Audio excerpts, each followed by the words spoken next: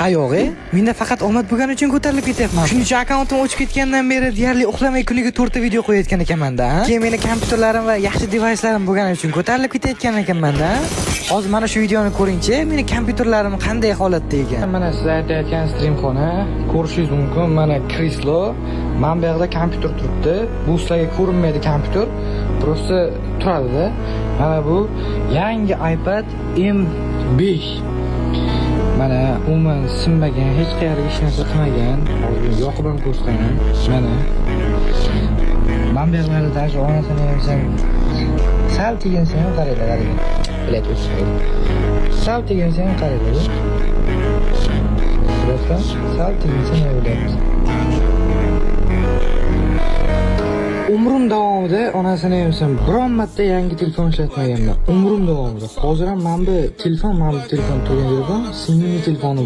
Shuni olib, hozir video olyapman onamga. Ko'ryapsan? Qani sizlar aytayotgan omad?